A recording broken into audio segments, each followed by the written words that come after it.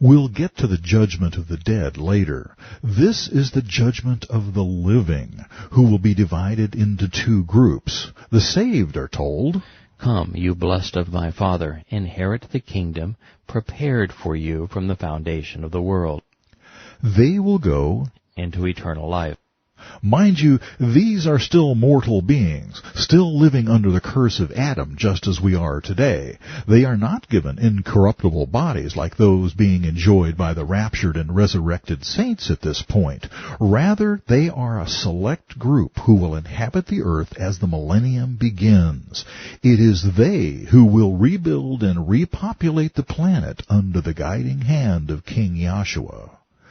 How many will there be? We aren't specifically told, but my guess, and give this a speculation factor of 8, is that the sheep and goats together will comprise only a small percentage of the original 7 billion inhabitants of the earth, perhaps 1 billion souls in total.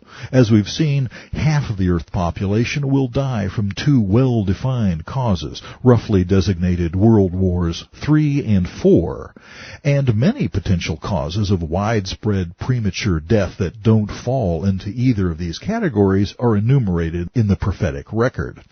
I would be thrilled to see half the survivors designated sheep, but knowing the heart of man, I fear the final total will be somewhat less.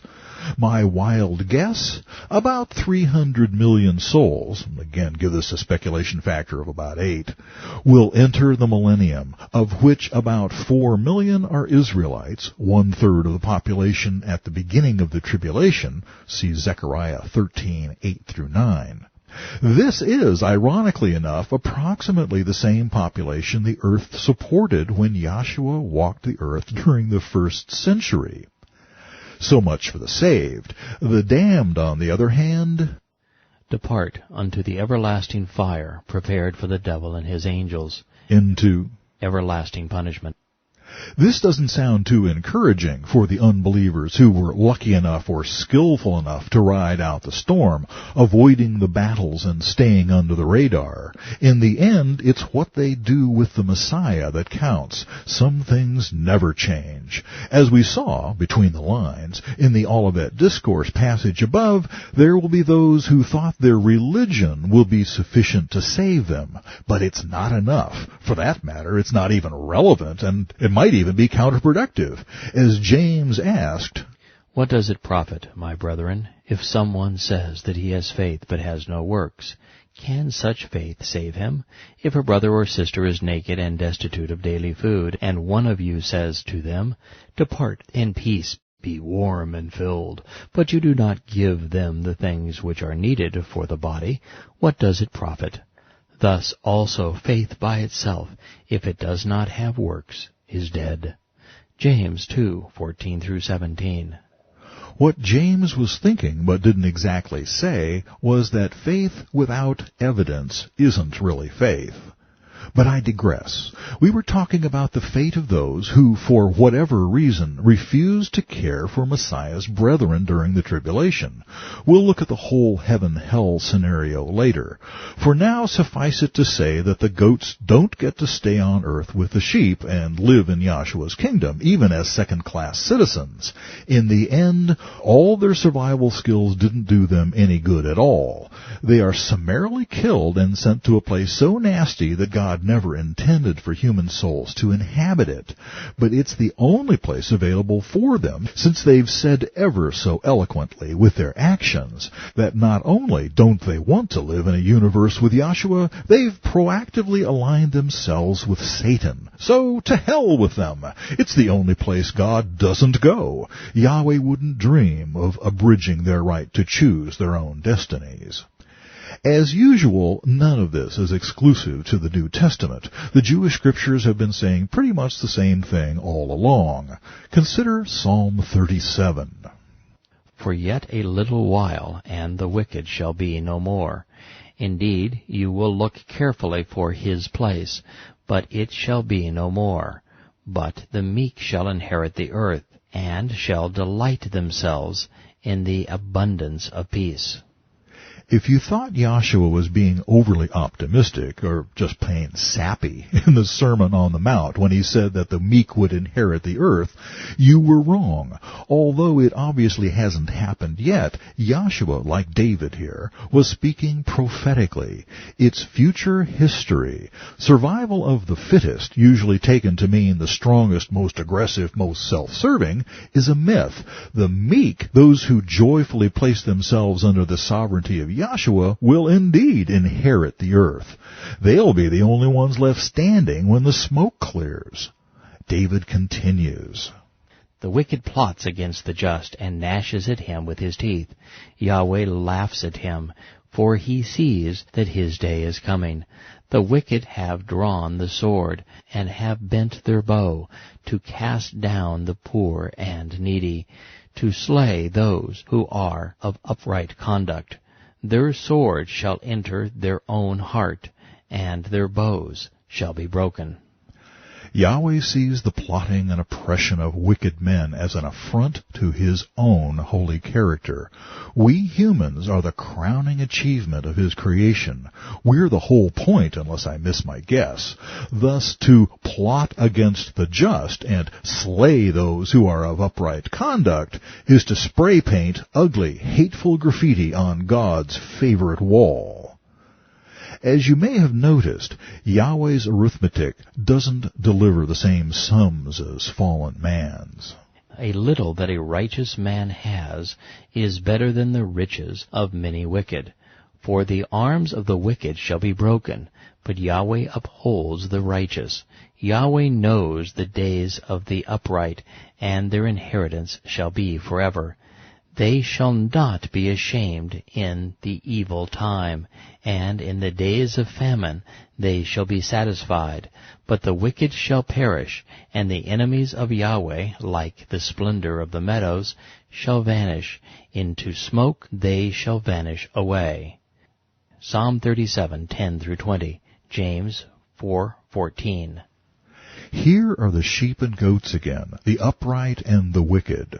Whatever advantage the goats thought they'd gained by turning their backs on the needs of God's people is up in smoke. As if he hadn't made his point, David rambles on. For Yahweh loves justice and does not forsake his set apart. They are preserved forever. But the descendants of the wicked shall be cut off. The righteous shall inherit the land and dwell in it forever. Wait on Yahweh, and keep his way, and he shall exalt you to inherit the land. When the wicked are cut off, you shall see it. I have seen the wicked in great power, and spreading himself like a native green tree.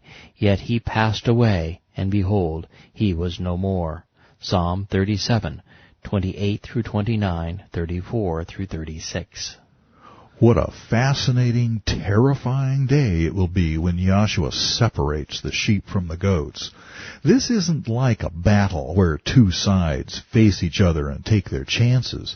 It's more like the metaphor Yahshua used. Everybody on earth will stand before the shepherd like livestock in his pasture, hearing either, "You're one of my beloved sheep, rejoice and inherit the kingdom," or, "You are an evil goat, perish in the lake of fire I prepared for Satan." There will be protests and excuses, of course, but Yahweh loves justice, and he doesn't make mistakes. This won't be a nation-by-nation thing either. You won't be designated a sheep because you're an American or a goat because you're French, for example. God is dealing with individuals from every nation. Speaking to the sheep, God says, When the wicked are cut off, you shall see it. They will be eyewitnesses to the fairness of Yahshua's justice, humbled and thankful to be recognized and rewarded for merely doing what they considered the right thing, and at the same time chagrined to see that the goat's behavior has led them to such a horrible end.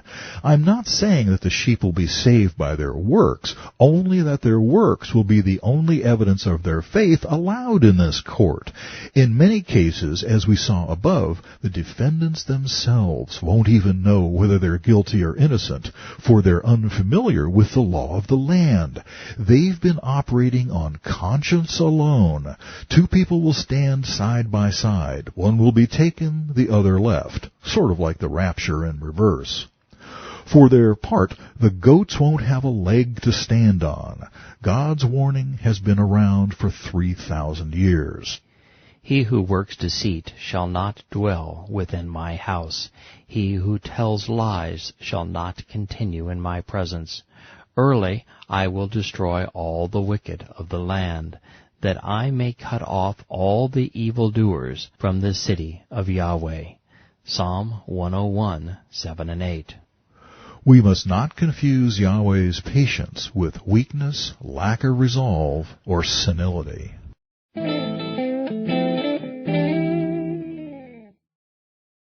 Isaiah explained why Messiah's judgments are unassailable.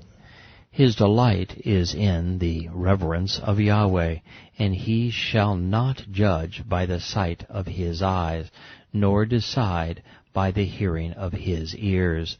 But with the righteous he shall judge the poor, and decide with equity for the meek of the earth. He shall strike the earth with the rod of his mouth, and with the breath of his lips he shall slay the wicked. Righteousness shall be the belt of his loins, and faithfulness the belt of his waist. Isaiah 11, 3-5. That's right. No slick lawyers, no questionable testimony, no malleable jury to cajole and convince. Yahshua judges with righteousness. He can't be fooled by Johnny Cochran. His hands aren't tied by arbitrary rules of evidence and inadequate laws. And there is no higher court to which one can appeal. Yahshua simply knows the truth and acts upon it. There shouldn't be any question at this late date, but some are no doubt still pondering, yes, but can he make his judgments stick? If he can't, who can?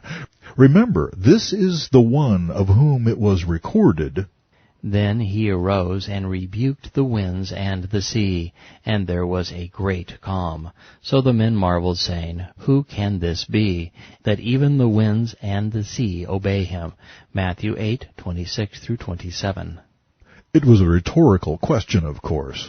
It was obvious to Yahshua's disciples at this point that he was God incarnate. He alone has the right, the authority, the wisdom, and the power to judge the earth. The patriarch Job was once challenged with the awesome nature of the Almighty. Have you, Job, an arm like God, or can you thunder with a voice like his? Then adorn yourself with majesty and splendor, and array yourself with glory and beauty. Disperse the range of your wrath. Look on everyone who is proud, and humble him. Look upon everyone who is proud, and bring him low.